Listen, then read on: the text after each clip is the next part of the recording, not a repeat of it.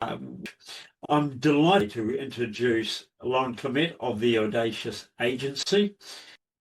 Lauren, I've known her since 2014, when you actually started this part of your journey, when you, as a coach, I've read your books. I still have them, and I still read them.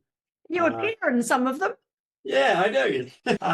But they are worthwhile reading. I recommend them to you. And I've seen the belief and the inspiration she's instilled in people and the impact that's had on them. She lives in Queensland, up on the Sunshine Coast, with her team there, and is the Audacious agency is a premier profile building and award-writing specialist company.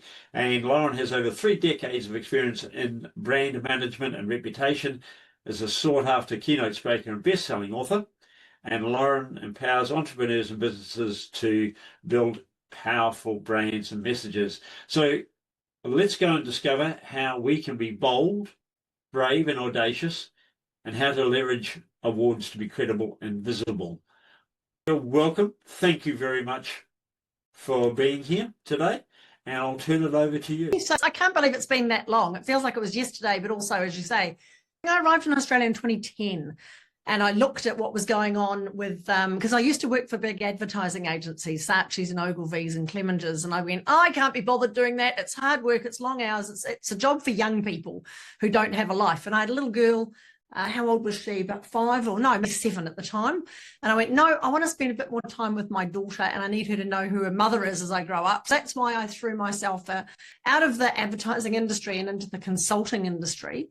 And the other thing I noticed, Ross, as well at the time, was that there was, they talk about it today, the silent resignation. It's been happening a long time.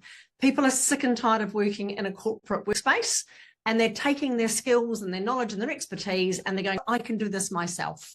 And the barrier to entry for a lot of people who have a professional service background, either property management, real estate, insurance, sales, you name it, coaching, consulting, it's a very low barrier to entry.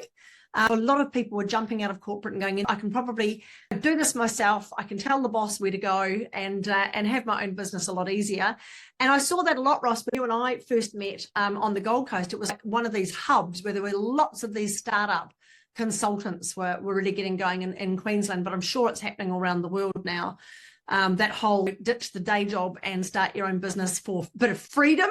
But very quickly people realized that there was a whole marketing department that they used to have in corporate, and a brand, and the clients used to come to the business without them having to do anything. They just did their job from 9 till 5. And now there was a whole missing gap of knowledge that they didn't know how to position and market themselves as the go-to expert. That's why I shifted from normal advertising and marketing at TV, radio, billboards, press, internet. You know, unfortunately, I did start before the internet, so I know a little bit more about communication than most people. But and I got into personal branding, and it really was around helping people understand that as an entrepreneur, a business owner, a professional service provider, you need to promote yourself. And one of the stories I remember being told way back then was a fabulous woman. She was a wellness practitioner, allied health, massage, specifically worked with people who had menopause, just an amazing, amazing woman, had an incredible background. And she said to me, what really gets me is that there's a woman who's just opened up a yoga studio down the road from mine. And because she's really good on Instagram, she's getting all the clients. And she's 20 something years old. She's got a quarter of my experience. She does half the modalities I do, but because she knows how to work this thing around social media, she's getting the audience. And I'm sitting here going, where are all my clients going? So it was that thing we talked about before. It's not the best that wins, it's the best known today that wins. And if you just don't get it, you don't get how to promote yourself, how to find your niche, how to really get known as the expert in your space, it's very, very hard work to attract all of the ideal clients. And then you have to sell to them and convince them and you know, follow them up and chase them up and all the rest of it. It would be so much easier if you could just be the go-to expert that everybody knows is the person to go to for that. Because then you get that free word of mouth marketing, right? The referrals from other people that are not you spruiking how good you are. There's somebody else saying that. that free testimonial that's out there in the marketplace. So roll on a couple of years and I discovered the power of awards. And I've never been a big awards person. I always thought awards were a little bit of an ego trip. When I worked for Saatchi's, they used to have these big bins that were overflowing with Cannes Lions and DA&D pencils and all these trophies everywhere. In fact, in the Creative Lounge, they had so little room, they'd put all these certificates on the wall in their frames. They had no more room left on the walls, that they had installed these spikes on the walls, and they were basically impaling the certificates onto these spikes because they had run out of room to put these awards. So I just thought awards were a bit over the top, bit of a wank, bit of an ego trip. And I really didn't give them much credence until I won one. And I've got it here. And look, the case is falling apart. It's so old. This is my 2016 Stevie Award. So the Stevie Awards are like the Oscars of business. And I won this in 2016. It's quite heavy, actually. If there was an intruder in the house, I probably could ninja it at him. But I won that for my personal branding approach, which I created out of nothing, out of my expertise and my background from many years working in branding and marketing, and created this program, put some beta testers through it. Ross will know half the people who went on that program because he was with them. And it worked. And put that up for an award with the Stevie Awards. It was up against some big agencies and I won a silver. And I went, oh, okay, there is something in this. And then with the Stevie Awards, you also get the judges' feedback. And that's when I really looked at this and went, hang on a minute, there's definitely something here, because the judges were saying things, you know, well done, you've taken something that's normally unaffordable, inaccessible for small business owners to access, and you've repackaged it and you've made it really, really relevant and useful, and you're getting some great results. Keep going, keep doing it. So all of us are business owners in this meeting, and we all know that the journey as an entrepreneur is this roller coaster, isn't it? Of these peaks of the wins, and I've just won a client and they've just done something great and it's awesome. And the troughs of my technology doesn't work, nothing's working, nobody wants me, I can't convert that client, maybe I should quit and go and work at Bunnings. All that stuff that goes on. I call it the itty bitty shitty committee inside our heads that's telling us what's too hard, go back to that job, go back to corporate and, you know, do the 9 to 5 again. But when you turn around and you see what you've achieved and you can physically put your hands on a trophy, it does something for your confidence and for your ability. When you read those judges' comments, you know, it really does make a difference to you as an entrepreneur, especially if you are pushing the boundaries, doing something new or something innovative that no one else has been doing before, and you're just not getting seen. You know, you're doing these amazing things, you're creating incredible programs, or you're coaching, you know, or you're running services that are really delivering amazing results, but nobody is seeing them. So it's really important to make sure that when you think about awards, it's not that ego trip, look at me, look at me, look at me, look at my.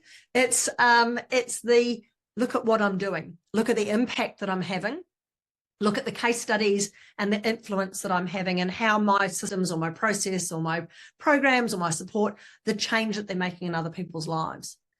One of the first things I normally get asked about awards is, am I ready? Surely it's only people who've done hundreds of millions of dollars in sales, they've grown their business exponentially, or they're right up there. They've got 250 staff and 13 buildings and all that. Surely it's only those people who go for awards. Anyone on the call today going, no, I don't think I'm ready for awards. I don't think I've done enough for awards. Most people feel that. Yep, absolutely. So the interesting thing is there are hundreds of awards out there. And when you open that can of worms and you start Googling awards for business consultants or awards for coaches, or what were the other ones we had today? Wellness awards, professional service awards, thought leadership awards, women helping women awards. When you type that into Google, you will literally get hundreds of results. And then you go and find those awards, for example, the Stevie Awards that I was just talking about. The Stevie Awards for Women in Business is open right now. They don't close until September. And those are the ones that are cool because we go to New York in November for those, which is very awesome. They've got over 130 categories. So you can get overwhelmed very, very quickly. So it is hard to figure it out. But once you sort of sit down and go, hey, what is the first step? What's the thing I really want to be known for? Is it around customer service? Is it around the quality of the product, or is it that it's really innovative? Is it that it's something that is saving people time? There's podcast awards, Anthony. There's so many podcast awards out there. It's not funny. But again, it would be, which category would you want to go for? Is it that you're a service provider for podcast, or do you want to win it for your own as an independent podcast publisher? There's broadcasting type categories in those podcast awards. So there's lots of different categories. If you've written a book, there's lots and lots of author awards, and they're amazing in terms of telling people your book isn't just a bestseller, it's award worthy. So there's another great way of getting that out there as well if you've written a book. If you're working online, there are lots of innovation awards, tech awards, app awards, there's coaching awards. Would you believe it? There is a trench digging award. If you dig trenches, there's an award for you. So there are so many different awards out there. The ones I would look at to start with would be the Stevie Awards, because they have lots and lots of categories, but more importantly, they're very, very well run. They're the Oscars. They've been around for a long time. And they've got a very, very solid judging base and a really great way of supporting. There's loads of leverage that they give you, lots of guidance and tips. So the Stevie Awards is a good one to look at. More locally in Australia, the Australian Small Business Champion Awards run by Precedent Productions are awesome. There's 10 really good questions about your business. They're free to enter. They have the Small Business Champion, the Women's Small Business Champion, the Trades and the Professional Services Awards as well that they've now opened. So they will open up, the Women's Awards will open up sometime in September, and the Australian Small Business Champions will open in November. So there's lots of them coming up. There's the BX Awards, which is more about a networking awards, but they have amazing categories for different trades. And then, of course, you've got things like the Telstras. So I would suggest with the Telstras, and we've won a Telstra for our company, so I know what the whole process is. We've helped people win Telstra awards. The first step's very simple. It's just ticking a few boxes and saying yes, yes, yes to a few things. I have an ABN, I'm based in Australia, blah, blah, blah. You get through that. They get about 26,000 people get through stage 1 every year. Stage 2, however, is when you have to write a 1,500-word essay. And they get a massive drop off at that stage because people are just so busy, right? What you're doing for your business and running a business and coaching people and helping people. So you get a big drop off. And after you've written that 1,500-word essay, if you get through, you then have to do videos as well. And then you have to have an interview and so on. So it's a long and winding road to get through the Telstra Awards. And the Telstra Awards don't have categories by industry. It's not they have Plumber of the Year or whatever else.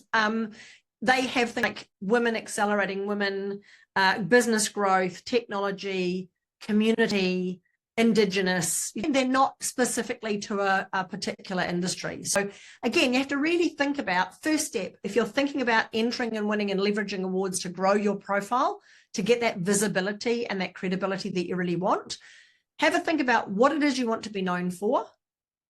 And what award would really make your audience go, wow, that's awesome? Because that's what you really want to zone in on. We've just been working with a brand new financial broker. So he's been in the industry for a long time, but he only started his brokerage maybe 2.5 years ago. And he's really out to set a new standard in customer service in the financial industry, especially in the mortgage broking industry. He wanted to win awards for customer service, but he's only just started. So we had to work really hard to make sure he gathered all of those case studies, and he was amazing at getting those through. But he's since won the National Achiever Award for customer service. He's won Stevie Awards, lots of those, BX Awards, just constantly winning these awards and getting out there in the media. So he's now becoming the go-to when there's 50-something thousand mortgage brokers out there. Really think about it. What is it you want to be known for, and which awards would make a difference to my profile? And then start going and gathering as much information as you can about it. Now, the Audacious Agency is here to help you if you go, I don't know how to do that. We actually create plans, 12-month plans to help people map out which awards to go for and how to leverage them. And of course, we have an award writing service. The last tip I'd give you before I finish up is, yes, use AI if you want to, but use it for research purposes only. There's a very awful thing that's happening with AI, and the judges are telling me this because I'm a judge on awards as well, and I see it as well, is it's a lot of very standard stuff that all sounds vanilla and sounds the same. So do your research using ChatGPT, but then take that and write a human entry. Hopefully hopefully that's helped you, given you some ideas and some thoughts around award. Thank you very much, Lauren, for taking the time and showing us how to be bold, brave, and audacious, and how to leverage the awards. So